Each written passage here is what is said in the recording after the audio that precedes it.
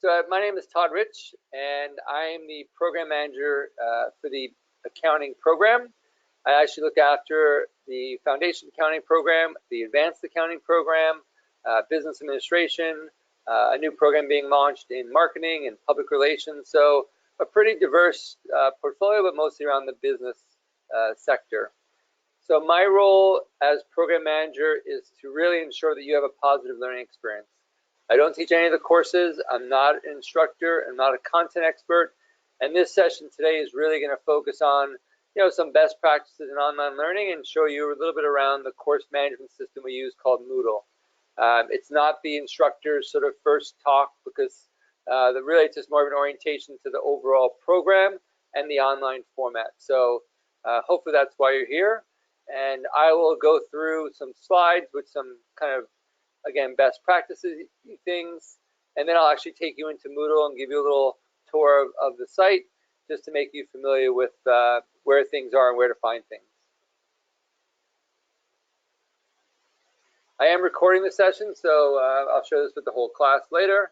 If you have questions, just send them to me in the questionnaire, which some of you responded to my first question, which was around, can you hear me?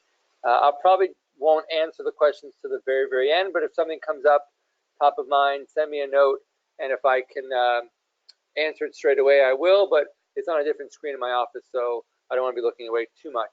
But certainly if you have questions, send them to me now or wait to the end. Okay, so I just want to do a quick little poll just to get to know you guys a little bit better, and I can use that as a way to cater some of the content. So just wondering if this was the first online course for you. Have you taken previous courses before? Just a yes/no answer.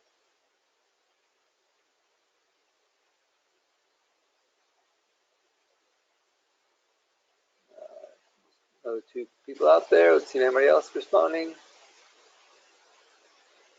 Okay, perfect. Okay, so have you taken a course? Most people have said no, which is perfectly fine. That's often the case with our programs.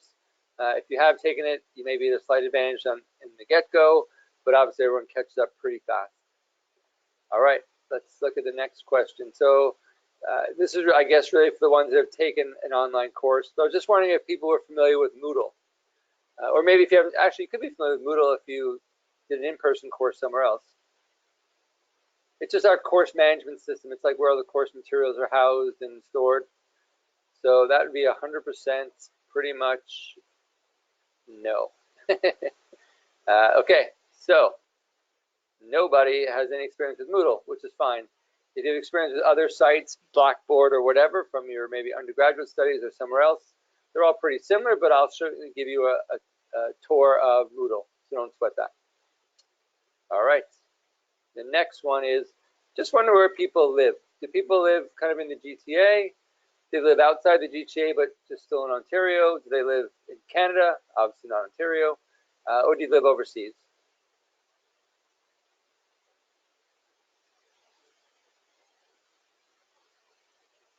All right. I think everyone that's been participating has participated. So, yep, pretty close to most other courses. So about half of you or half of you are in the GTA, which is great. Some of you are outside GTA, but still in Ontario. And actually one person is not in Ontario, which is nice as well. So good to see you, and welcome to our program. All right, perfect. So that's helpful. Just as I go through the rest of the session, I can talk to some of those things. So the first thing I wanted to just mention was the fact that this is a cohort program. And what we mean by cohort is the fact that all the students who are in the first class are the same students in the second class and the third class and so on. And I think, and others here think, it has a huge advantage for you because it really allows you to create a network of support for studying, right? People can get familiar with people and build some relationships. And when you're, struggling with something, you're comfortable saying, hey, Johnny or Sally, can you kind of help me understand this concept? I don't understand it. You can certainly go to the instructor, but often you can go to each other to lean on. It also means that, there might be opportunities, especially if you're in the GTA, maybe there are people that get together for study groups because there are some group work and things like that. So again, there's those opportunities. And really the other most important thing is, maybe most important, is the fact that you can actually network with people on a professional level. So maybe there are people looking for part-time jobs or summer jobs or a job after the program ends. You know, it really just allows you to kind of connect with people who are in industry, and maybe they've got opportunities they can make you aware of that maybe is not open to the public. So lots of good things about the cohort which we feel are beneficial. So I assume everybody knows the courses in the program. There's 8 of them. I've sort of written them down here: economics, fundamentals of financial accounting, legal principles in Canadian business, intro to managerial accounting, stats, accounting information systems, professional competencies, and capstone. I only mention it just so that you're aware of it, but also just to, again, quickly highlight the 4 courses in red are the ones that you need to do the Our Advanced program.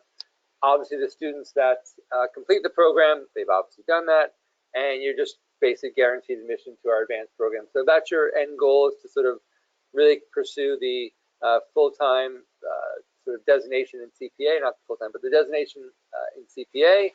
Then if you want to continue on with your courses, you can do that straight away. And again, here are the courses in the accounting program. I won't read through these, but you can just sort of quickly glance at the topics. Okay. So the first thing I just want to mention, especially if you've never taken an online course before, is just about academic integrity. I guess it's true for if you're taking an in-person course as well, but really you just need to be aware of the work you submit must be your own. So obviously there's certainly some times that you're sharing in groups and you maybe have study partners, whatever, but you must submit your own work, your own words. If you're sort of copying something from the internet, just because it's public doesn't make it yours. You have to cite those sources. So, you know, if there's something you find on the internet, you can rephrase it, make it your own, read about it, and then interpret it your way to sort of, again, present it as your own original work. If you don't cite your sources, you could be sort of in breach of academic integrity, which means you make it a 0 on the assignment, you make it a 0 in the class, and obviously that's going to be a big problem for you because you have to take it over. So really be aware of academic integrity. Think about sort of what you're publishing, what you're submitting as your own original work. And if you have questions, certainly reach out to the instructor, reach out to the outline to have information on that. And also you can go to the York website and just Google academic integrity, and there's a whole site about what you can do and what you can't do. I just wanted to bring a couple of resources to your attention. If you have no interest in or reason to come to campus, you really don't need a YU card, but if you do, that's fine. You can get it, get you access to a few things on campus. But again, if you're not coming to campus, really not a big deal. In terms of textbooks, you should have all received the welcome email with all of the textbooks in the course. If you haven't received that, then certainly reach out to us and we'll resend it or make sure we can find out why you didn't get it. But all that information is in the welcome email. In terms of library resources, again, I think the access and how to do it was in that welcome email. But you do have access to a wealth of information online. So if it's journals, if it's databases, if it's online articles or things to help you understand the material, if it's whatever the case, you can access that.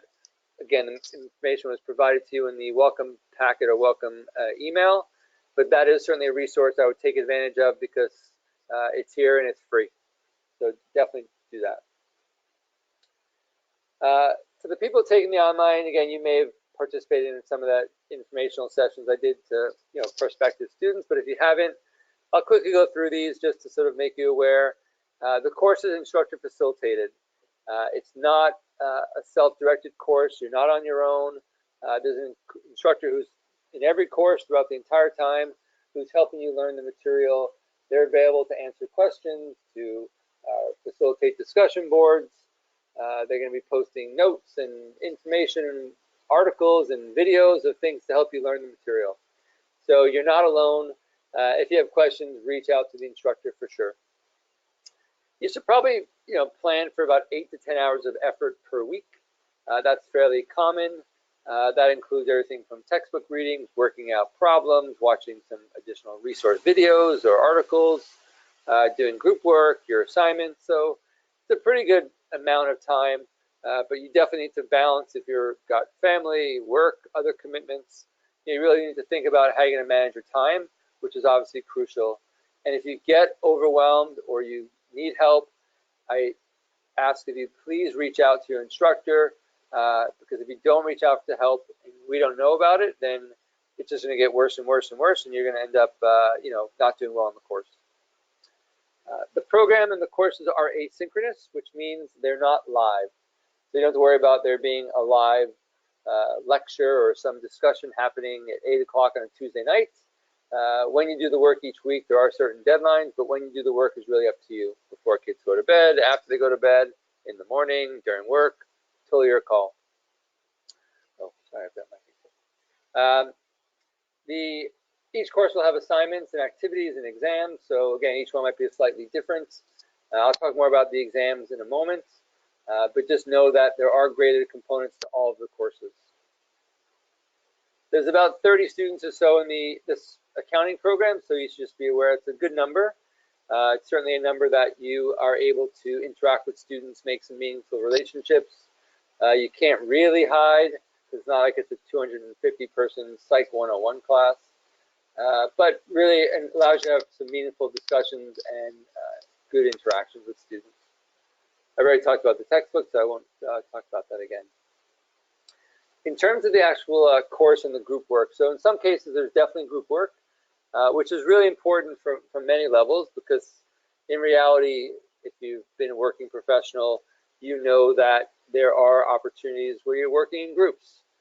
Within your office, maybe it's other departments, maybe it's other offices in another country, but having those skills, able to sort of manage that process is really important to not just your getting through the material for the course, but it's a really good skill to have for you being successful in the work world. So it's important to be an active participant. It's important to be respectful. It's important for your group to figure out, what are the parameters of how you should work together. Maybe you pick a team leader, and that person that week is responsible for sort of leading the project. And next week it could be somebody different. Really, all that stuff sort of is kind of internal to the group, and each group works differently, but really it's important for you to kind of really be aware that group dynamics is important. And because it's a cohort program, if you don't get along with students, that could pose a big problem, because it's going to be the same students for the next year and a half or so taking this program. I just wanted to speak about the group discussions, because I think that's important as well. And really it's about, the group discussions are not there just to give you extra work. They're there to help you kind of delve deeper into the topic, have other students sort of chime in so you can kind of get their perspective on things. A lot of people have work experience, life experience, so it's not just a matter of what's 2 + 2, but it's also questions around, just general topics of business and accounting and how it fits into the real world and to jobs and how people interact with the content. So again, plan your time. Don't wait till the last second to participate in the groups. It is a graded participation mark in the class, so it's imperative that you do participate. And it also gives everybody a chance to have a voice. So if you're in class and there's a really vocal person, you don't really get a chance. But here, you can sort of share your opinion when you want. You can write it out, have somebody proof it, and then post it. So everybody really has a voice, which is a great part of online learning. I just want to bring your attention to the final exam. So in this course, the final exams are proctored. And that really means that they have to be taken in one of two ways. So one is through a service called Be Virtual. It's a proctoring service that we have a relationship with. Basically, you can take it at your home or anywhere you're taking it. You sign up for a specific date and time. You have a person on the other end of the computer who's then watching you through your webcam. They'll probably ask you to scan the room. You scan your ID so they confirm who you are. They're watching your eyes to make sure you're not looking at some cheat sheets. So it just adds, again, going back to academic integrity to our exams. And there's a fee for this, a small fee, but you are responsible for paying that fee. If you're local, which I know a lot of you are, you can certainly come to campus and sit that exam, and there's no fee for that. So that's certainly an option if you're within a proximity that makes sense to do that. The information about the exams will be posted to Moodle, so don't sweat it if you don't see it day one in terms of how that process works. And just want to make you aware that when the program ends, you will be given a certificate, and that would be, I assume, mailed to you since you're an online student. Okay, before we jump to the questions, I'm just going to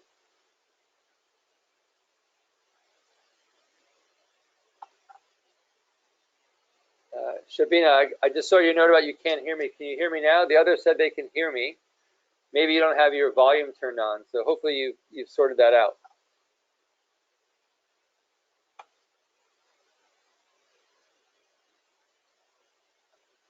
Okay, everyone should hopefully now see my screen, which is just our website. So if you've been to our website, you've probably seen this page before. And up here, there's a login button. So again, you were probably sent, or you were sent, the login information in your welcome email.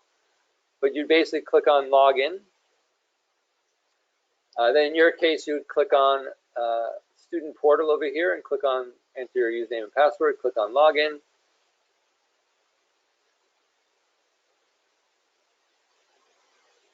And then here you'll see a link for the Moodle site. So if you click on the Moodle site, that will actually get you into Moodle. Now you'll actually have a limited number of courses, but I'll show you how I access my courses, but I have a lot, so it's probably a little simpler for you. In this case, you click on courses, I'll click on accounting, I'll click on fall 18. Again, you won't have all these different terms because you're only in one. I'll click on online. And here you can see all the different courses. They're all hidden except the one that's in red, which is the fundamentals of financial accounting.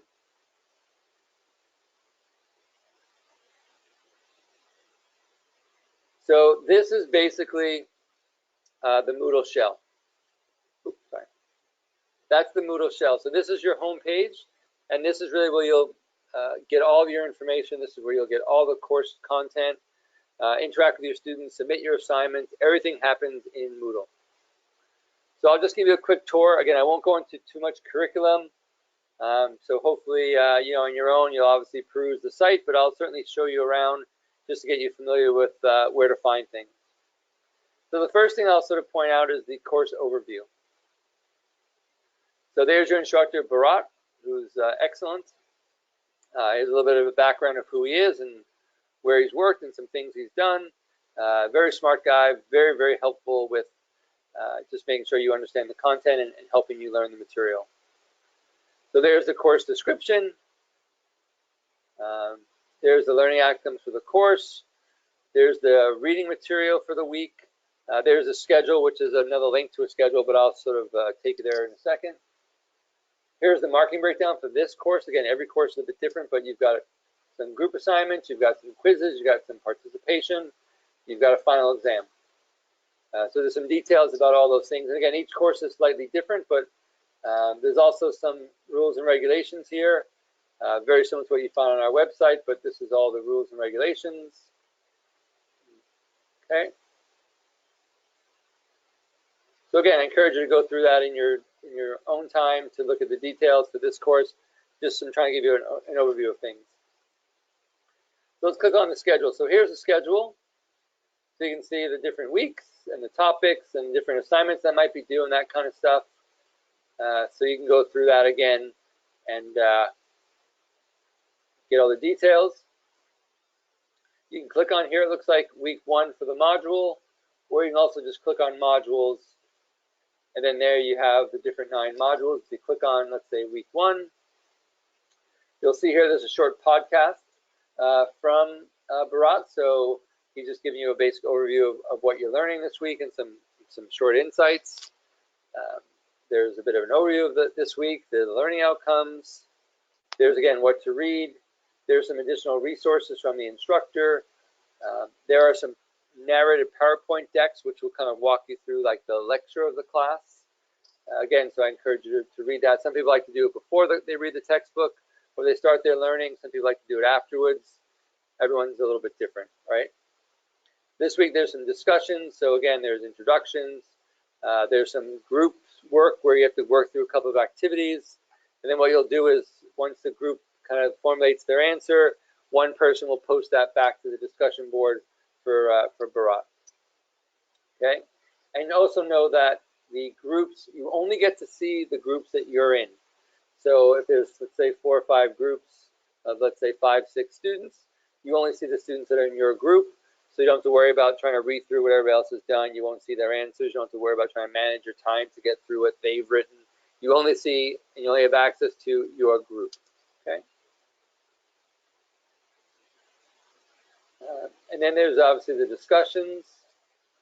So again, there's the general course news and announcements. So it looks like there's 3 discussions in there. And they're all from Bharat. So again, he's very good about that. So go through those. You can use, there's some instructional videos. There's a little welcome, which is great. So I encourage you to do that. There's some general course questions. There's group assignments.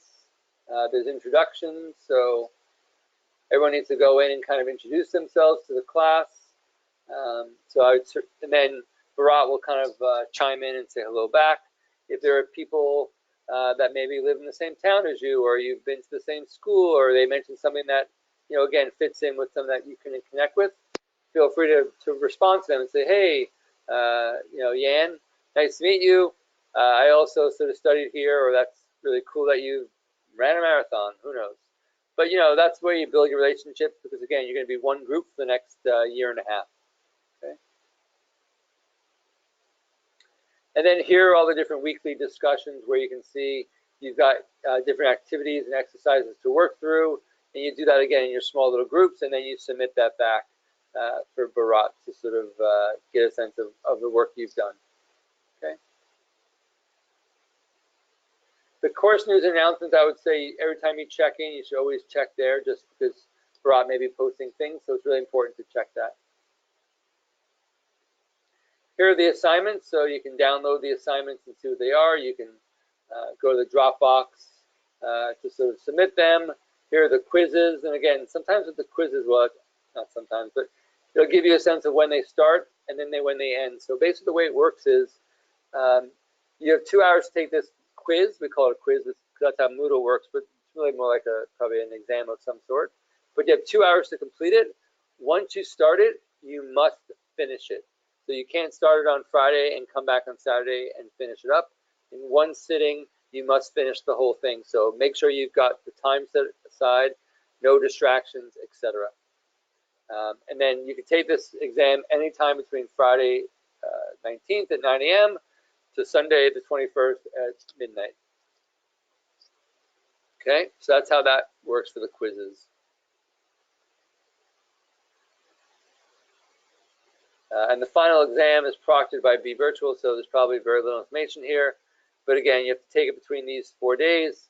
If you come to campus, we'll have a set date. If you're doing it Be Virtual, you set up a time with them based on your convenience and et cetera, what's available.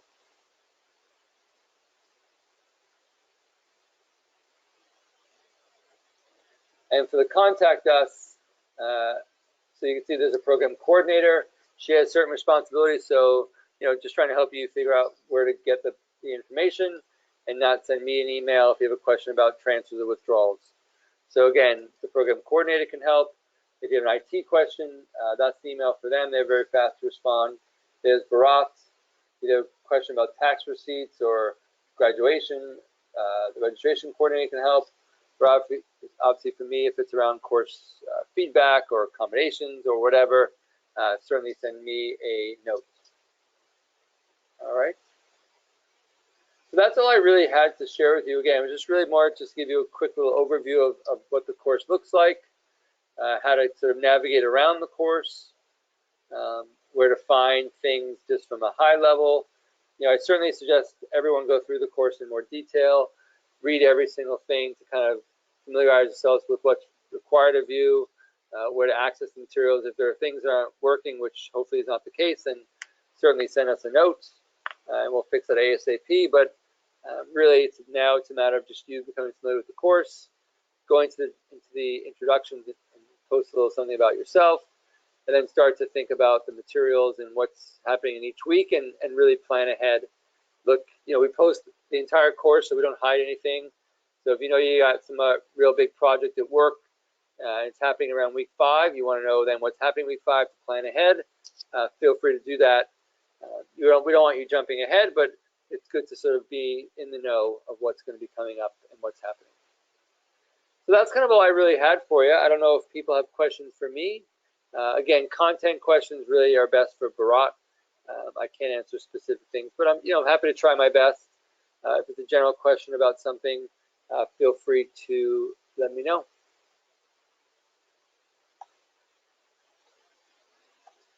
So I don't see any questions so far. Maybe the people are typing, but I'll wait another second or two and then I'll jump on.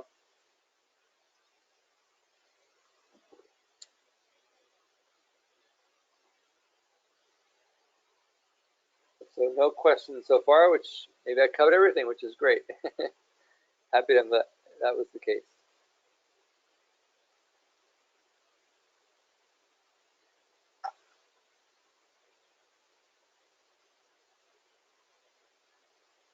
So, okay, if nobody has any questions, I'm happy to stay on as long as people need, but if nobody has any questions, then I guess I can sign off. Hopefully you found this helpful as you sort of start your courses. Hopefully, if you're new to online learning, just give you a general sense of what to expect, how to find your material, how to find and navigate the course.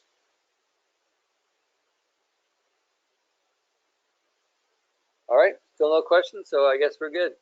Everybody, well, best of luck this term. If you have any questions, please reach out and let us know. We don't want you to fall behind if you're having trouble. So, again, please ask questions from me, from the instructor.